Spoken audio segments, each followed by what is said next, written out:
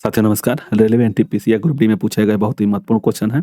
आप लोगों को कम से कम इस वीडियो को 10 मिनट तक देखिए, आप लोगों को समझ में आ जाएगा कौन सा क्वेश्चन आप लोगों को सही मिलेगा। दिया हुआ कि रूबेला नामक बीमारी का दूसरा नाम क्या है, तो इसमें से आपको बताना है। सही क्वेश्चन आपको मिलेगा। यहाँ से देखिए, यहाँ से जो क्वेश्चन है, पोलियो का पहला प्रभावी टीका निम्नलिखित ने तैयार किए थे, तो जॉन साल्क ने दिए थे।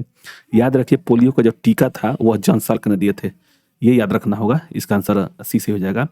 नेक्स्ट है, रूबेला नामक बीमारी का दूसरा नाम क्या है, तो जर्मन मसूरी बोलते हैं। जर्मन मसूरी, इसका आंसर सी से हो जाएगा।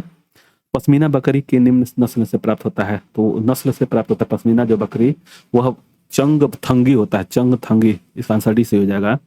आनुवंशिकता को आनुवंशिक विज्ञान या आनुवंशिक नाम निम्नलिखित वैज्ञानिक ने दिया था, तो वह डब्ल्यू वाटसन ने दिए थे। इसका आंसर डी से हो जाएगा। दिया है कि WM स्टैनले को नोबेल पुरस्कार निम्नलिखित में से किस कार्य के लिए दिया गया था। वो जो WM स्टैनले हैं उनको किसके लिए मिला था, तो वह विषाणु के क्रिस्टलीय रूप से में प्राप्त करने के लिए। तो इसका आंसर बी से हो जाएगा। नवीन कोशिकाओं में पाए जाने वाले संबंधित मुख्य घटक कौन सा होता है, विभेदक होता है। इसका आंसर डी से हो जाएगा। नई कोशिकाओं के बनने से संबंधित जो यह एक उत्तक है, विभेदक जो होता है यह एक उत्तक है जो नवीन कोशिकाओं के बनने से संबंधित मुख्य घटक यानी कि उत्तक होता है, ये विभेदक होता है। इसका आंसर डी से हो जाएगा। पृथ्वी पर सबसे बड़ा और सफलतम जीवों का वर्ग निम्नलिखित में से होते हैं। देखिए, जो पृथ्वी पर सबसे ज़्यादा जीवों का सफलतम जीव होते हैं वह होता है सबसे बड़ा, वह होता है आर्थ्रोपोडा होता है। इसका आंसर बी से हो जाएगा।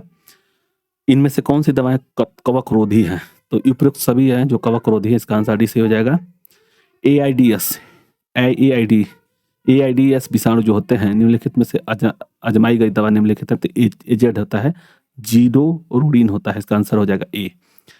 जीवाणु के गुणसूत्र क्रोमोसोम्स की संख्या निम्नलिखित कितनी होती है, तो एक होता है। जीवाणुओं में जो होता है गुणसूत्रों की संख्या एक होता है। यहीं पे पुरुष में कितना होता है, तो पुरुष मतलब कि मानव में जो होता है 46 होता है, और पुरुष में 22 + X होता है या Y होगा, और महिला में 22 + X होता है। ठीक है।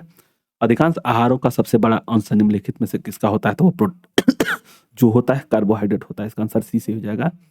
पादपों में कार्बनिक पदार्थों का परिवहन किसके द्वारा होता है, तो कार्बनिक पदार्थों का परिवहन जो होता है पोषवाह के फ्लोएम के द्वारा होता है। इसमें देखिए पादप में पूछ रहा है कार्बनिक पदार्थों का, तो फ्लोएम के द्वारा होता है। इसका आंसर बी से हो जाएगा। जाइलम जो होता है वह नीचे से ऊपर जाता है, और फ्लोएम जो होता है ऊपर से नीचे आता है।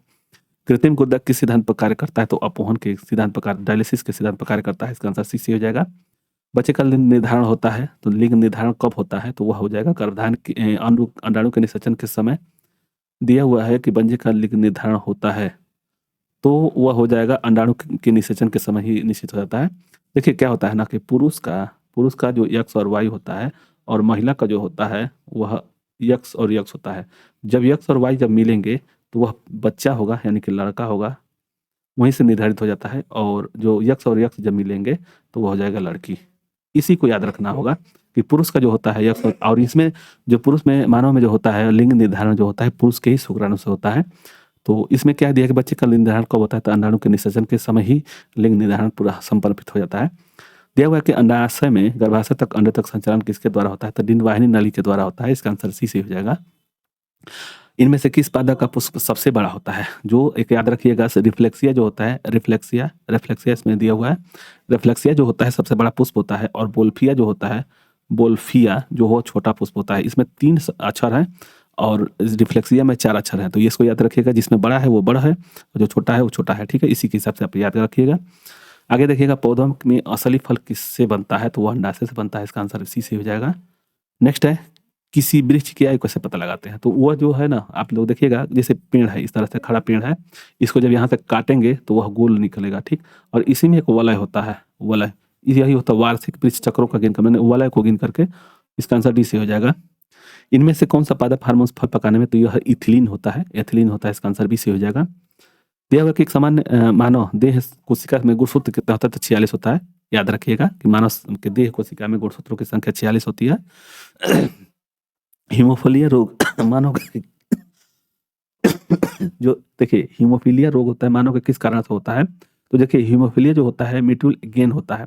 इसका आंसर क्या जगह उत्परिवर्तन जीन होता है। यह जो होता है हीमोफीलिया वह आनुवंशिक होता है, म्यूटेंट होता है, म्यूटेंट गेन। इसको याद रखिएगा, सी हो जाएगा।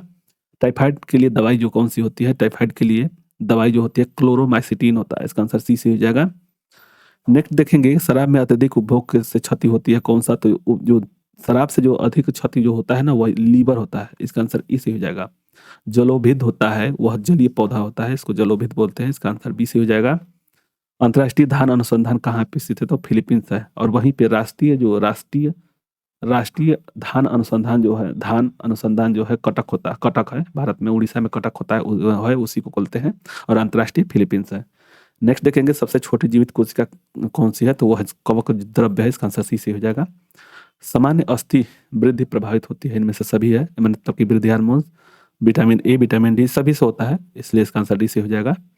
निम्नलिखित मछली में शक नहीं होते, स्केल्स नहीं होते हैं, तो कैटफिश में जो होते हैं इसमें नहीं होता है। सबसे बड़ा जीवित पक्षी कौन सा, शुतुरमुर्ग है, इसका आंसर डी से हो जाएगा। और चाय की लाल किट बीमारी निम्नलिखित में से होती है, तो हर सवाल में होता है, इसका आंसर सी से हो जाएगा, हर सवाल से होता है। अच्छा, लिटमस निम्न में से मिलता है कहाँ से, तो लाइकेन से प्राप्त होता है, जो लिटमस प्राप्त होता है वो लाइकेन से प्राप्त होता है।